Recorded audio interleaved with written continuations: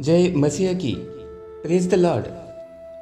परमेश्वर के प्रिय लोगों, आज मैं जो वचन पढ़ने जा रहा हूँ, यह वचन आपका जीवन बदलने वाला है, आपका आत्मिक ज्ञान बढ़ाने वाला है। आज तक आप कितनी बार चर्च में गए होंगे, आपने कितनी बार चर्च में और अपने घरों में प्रभु की प्रार्थना की होगी, फिर भी अगर आपको निराशा ही हाथ में लगी है, आप जैसा चाहते हैं वैसा नहीं हो रहा है, तो आज का ये वचन ज़रूर सुनना। इस वचन के अनुसार चलोगे तो परमेश्वर से प्रार्थना करोगे तो आप आज के बाद जो चाहे वह आपको मिलेगा। इस दुनिया में कितनी सारी समस्याएं हैं, दुख दर्द है।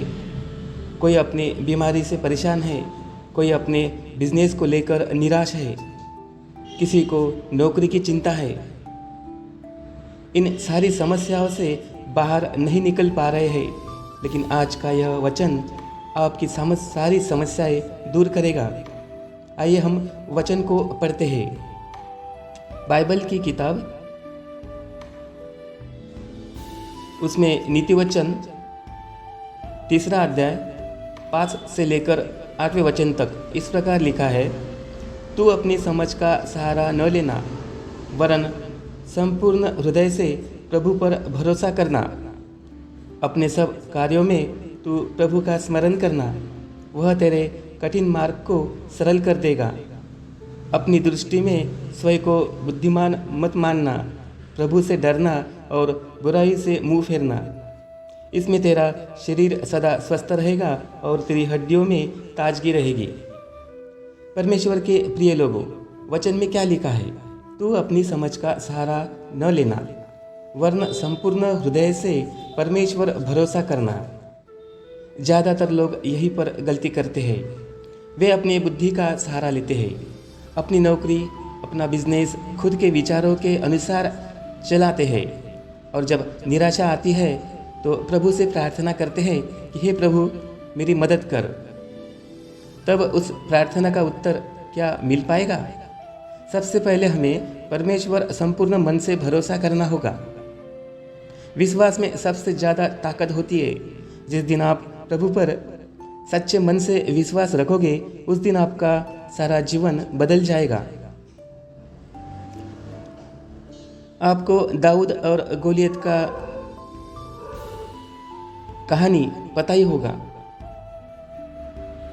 गोलियत नाम के एक व्यक्ति इज़राइल के लोगों के सामने आकर कहता था कि क्या कोई है जो मेरा मुकाबला कर सकता है? कोई है जो मुझसे लड़ सकता है, मुझे हरा सकता है? जोर जोर से चिल्लाता था, लेकिन कोई भी उसकी ललकार को सुनता नहीं था और सब उसे डरते थे। उसके सामने कोई भी नहीं जाता था। लोग यह सोचते थे कि उसके पास तलवार है, ढाल है, भाला है, हम उसका मुकाबला कैसे कर पाएंगे? उसी दौरान दाऊद अपने भाइयों के लिए खाना लेकर जा रहा था, तो उसने गोलियत का दहाड़ना और चिल्लाना सुन लिया। तब दाऊद ने सोचा कि कैसे कोई अन्य जाति का व्यक्ति हम लोगों पर विजय पा सकता है। लेकिन बाकी लोग यह सोच रहे थे कि गोलियत के पास जो तलवार है, ढाल है, भाला है, ऐसे शस्त्र तो हमारे पास नहीं है, और हाइट में भी हमसे ज़्यादा है। गोलियत 9-10 फीट का आदमी और इतने शस्त्रों के साथ है, तो हम उसका मुकाबला कैसे कर पाएंगे? इसलिए कोई भी उसके सामने नहीं जाता था। लेकिन एक लड़का, कम उम्र का, उसने सोचा, उसने अपने सोच समझ और बुद्धि का सहारा नहीं लिया। उसने सोचा कि अन्य जाति का व्यक्ति हमारे परमेश्वर के लोगों को कैसे ललकार सकता है। दाऊद एक कम उम्र का लड़का है। उसने संपूर्ण मन से परमेश्वर पर भरोसा करके गोलियत का चैलेंज स्वीकार किया और कहा कि आज ही तुझे हराऊंगा और तेरा सर तेरे शरीर से अलग करूंगा। दाऊद ने ऐसा ही किया और बाद में इतर जातियों के लोगों को भी मार गिराया। तब इस्राएल के सारे लोग दाऊद का जय जयकार करने लगे। बाकी लोग जो सोच रहे थे ऐसा दाऊद ने नहीं सोचा। उसे गोलियत की तलवार, ढाल, भाला और उसकी हाइट 9-10 फीट यह सब नहीं दिखा। उसने अपने संपूर्ण मन से अपने प्रभु पर भरोसा किया और विजय प्राप्त की। परमेश्वर के प्रिय लोगों, कुछ लोग कहते हैं कि मेरा परमेश्वर पर पूरा भरोसा है, लेकिन जब उन्हें कोई काम करना है तो उस काम को वे अपने दिमाग से करते हैं, अपना दिमाग लगाना चालू करते हैं। आइए हम एक वचन का अध्ययन करेंगे। यशायाह की किताब 55वां अध्याय 7 से लेके 9 तक। दुष्ट अपनी चाल चलन और अनर्थकारी अपने सोच विचार छोड़कर यहोवा ही के ओर फिरे, वह उस पर दया करेगा। वह हमारे परमेश्वर की ओर फिरे और वह पूरी रीति से उसको क्षमा करेगा।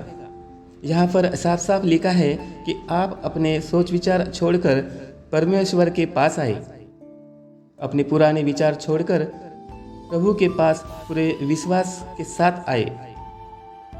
आइए यशायाह की किताब उसका 55वां अध्याय 8वां वचन पढ़ते हैं, जिसमें इस प्रकार लिखा है, क्योंकि यहोवा कहता है मेरे विचार और तुम्हारे विचार एक समान नहीं है। क्या लिखा है? यहोवा कहता है मैं आपके जैसा सोचता नहीं। हम जैसा सोचते हैं वैसा परमेश्वर सोचता नहीं। आगे हम पढ़ेंगे यशायाह की किताब 9वां वचन। न तुम्हारी गति और मेरी गति एक सी है, क्योंकि मेरी और तुम्हारे गति में और मेरे और तुम्हारे सोच विचारों में आकाश और पृथ्वी का अंतर है। परमेश्वर के प्रिय लोगों, वचन के बारे में ध्यानपूर्वक सोचिए। हम परमेश्वर के जैसा सोचते ही नहीं। अगर हमको किसी चीज़ की ज़रूरत है तो प्रार्थना में प्रभु से मांगते हैं, प्रभु मुझे कल सुबह 9 बजे तक 1 लाख रुपए चाहिए, और हम अगली सुबह बड़े उत्साह के साथ इंतज़ार करते हैं कि आज मुझे 1 लाख रुपए 9 बजे मिलने वाले हैं। लेकिन 9 बजे तो कोई हमें पैसे देने के लिए आता ही नहीं।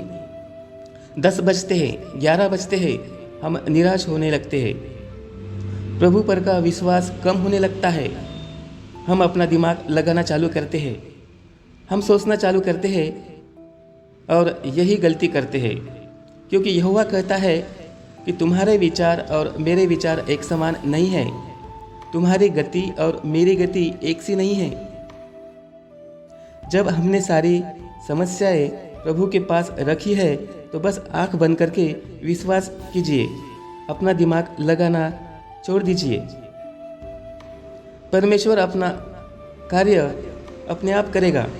परमेश्वर अपने आप आपकी समस्या हल करेगा, लेकिन हम सब्र नहीं करते हैं और हमारा दिमाग लगाना चालू करते हैं। हम सोचते हैं कि सुबह 9 बजे 1 लाख रुपए मिलने वाले थे, अभी 12 बज गए, फिर भी पैसे नहीं मिल पाए, और इसी सोच में डूब जाते हैं। और इसीलिए हमारी प्रार्थनाएं, हमारी इच्छाएं पूरी नहीं होती है। प्रभु कहता है कि जब तू मेरे पास आए तो अपने सोच विचार, अपनी समझ सब कुछ छोड़कर मेरे पास आना। संपूर्ण मन से मुझ पर विश्वास रखना। जब तक हम अपनी बुद्धि पर विश्वास करके कार्य करेंगे तब तक परमेश्वर उस कार्य में हमारी मदद नहीं कर पाएगा, और हम कहते हैं कि प्रभु ने मेरी मदद की नहीं। दोस्तों, जब प्रभु यीशु मसीह जक्कई के घर में गया तो कुछ लोग बोल रहे थे, देखो प्रभु एक पापी के घर आ गया।